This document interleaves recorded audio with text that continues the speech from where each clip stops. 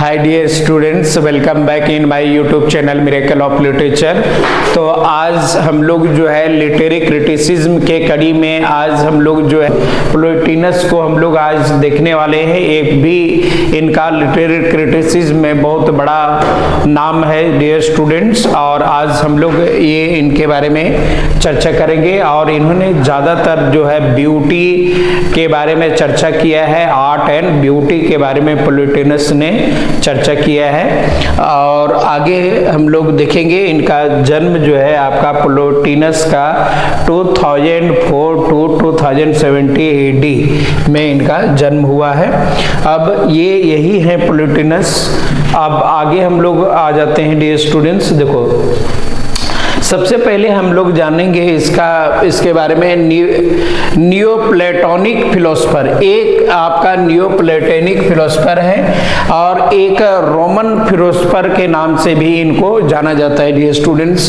कहते हैं born in Roman Egypt. इनका जन्म कहाँ पर हुआ? रोमन में हुआ, इजिप्ट में हुआ। इसलिए इसको जो है ना आपका नियोप्लेटोनिक स्कूल का भी इन्होंने मतलब कि इस्टेब्लिश किया था। He was also the founder of Neoplatonic schools. Plotinus was a major philosopher, और ये ज्यादातर इनका फिलोसफी के लिए नाम लिया जाता है इनको। कहते हैं in his philosophy there are 3 elements, और ये अपना फिलोसफी में 3 सारा एलिमेंट को जो है वो डिस्कस करते हैं डियर स्टूडेंट्स। पहला आपका दी वन का, दी इंटेलेक्ट का, और फिर दी सॉल का। ये 3 चीज बहुत इंपॉर्टेंट है आपका आर्ट एंड लिटरेचर में। आपका वन का, दी इंटेलेक्ट का और दी सॉल का। कोई भी वर्क जो होता है ना उसमें वननेस होनी चाहिए, एक यूनिक ब्यूटी होनी चाहिए, और उसका इंटेलेक्चुअल प्रॉपर्टी होना चाहिए। और फिर सॉल कहने का मतलब है कि उसका वो लगाव होना चाहिए, सबलाइम होना चाहिए, जो हमारा होरेस कहता है। अब आगे हम लोग देखेंगे इसमें थर्ड पॉइंट नेक्स्ट में, the term Neoplatonism was applied to him by the new historians। और Neoplatonism जो वर्ड जो है ना, और ये इन्होंने सबसे पहला मतलब कि लाया था। और he was also the founder of Neoplatonic schools है ना।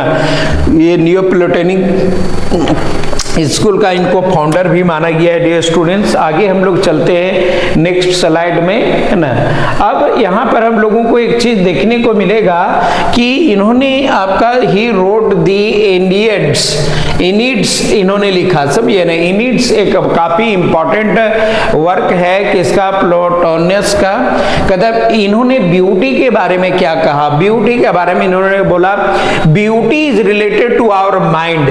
सुंदरता जो है ना हमारा दिमाग में ही होता है, एंड थिंकिंग। सब ये ना, हम सामने वाला को अगर देखेंगे तो उसकी सुंदरता, वो अगर कितना ही सुंदर रहेगा, लेकिन जब तक देखने वाला के दिमाग में सुंदरता नहीं रहेगा, आप किसी को सुंदर कदापि नहीं देख सकते हैं। इसलिए बोला जाता है कि सबसे पहले द वर्ड आपका beauty comes in the mind of the आपका आप देखने वाला के दिमाग में सबसे पहले ब्यूटी आता है, तब सामने वाला को आप अच्छा देख सकते हैं। समझिए ना। यहाँ पर कहते हैं, और यहाँ पर कुछ हम लोग कहते हैं on pattern stone becomes the pattern stone.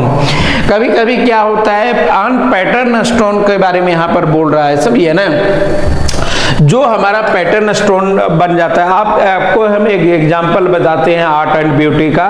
देखिए, अगर यहाँ पर हम एक ये देखिए, ये स्टोन अगर हम लोग बात करते हैं डियर स्टूडेंट, ये एन पैटर्न है, एन पैटर्न स्टोन हो गया, ही अनपैटर्न स्टोन हो गया। अब इसी का अगर कोई मतलब बहुत अच्छा अगर स्टेचू बना देता है, सब ये ना, लाइक दैट, ये आपका लोग कार्व कर लेते हैं मूर्ति का, तो ये हमारा जो है तो ये सुंदर सा हमारा मूर्ति जो है ये बन के रेडी हो जाता है। तो ये हमारा पैटर्न ब्यूटी हो गया। ये क्या हो गया? पैटर्न ब्यूटी हो गया ये। और ये हो गया अनपैटर्न, मतलब कि आपका पत्थर है लेकिन ये कला, आर्ट और ब्यूटी वो आर्टिस्ट के दिमाग में है, जिन्होंने एक आपका सुंदर सा तस्वीर को बनाया।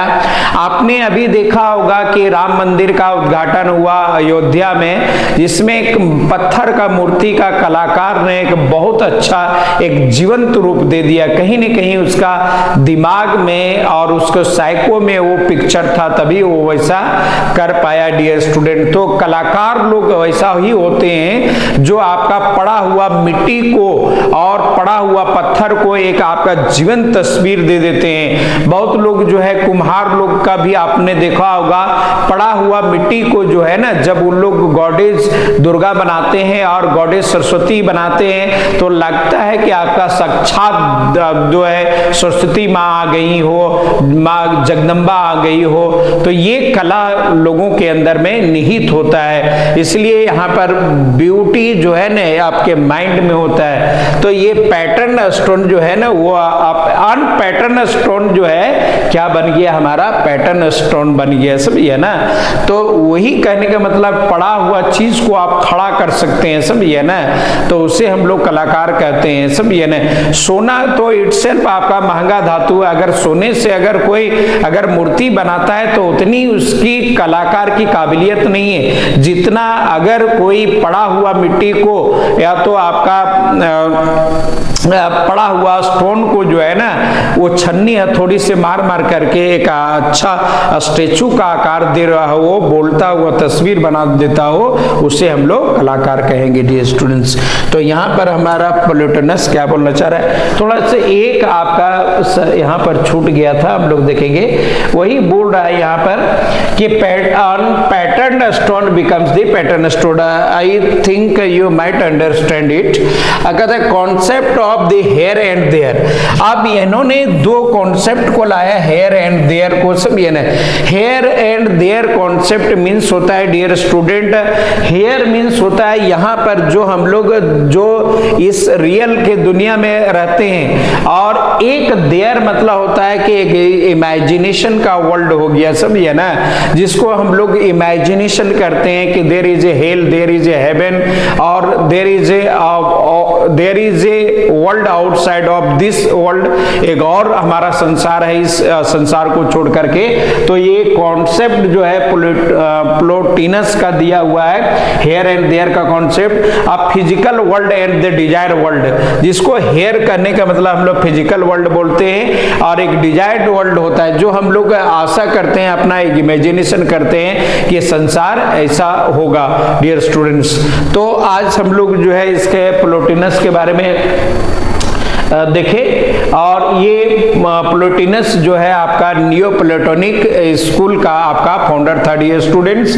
आप लोगों को जो है और वीडियो सीरीज जो है, अगर आप प्रीवियस ईयर का नहीं देखोगे तो आप प्रीवियस ईयर का जरूर देख लें, और आप लोग जो है ये आगे नेक्स्ट में जो है लिटरेरी क्रिटिसिज्म का बहुत सारा आपका वीडियो जाने वाला है dear students. You must watch, and if you are new my channel you must subscribe and hit the bell icon so that you may get updates. That's all.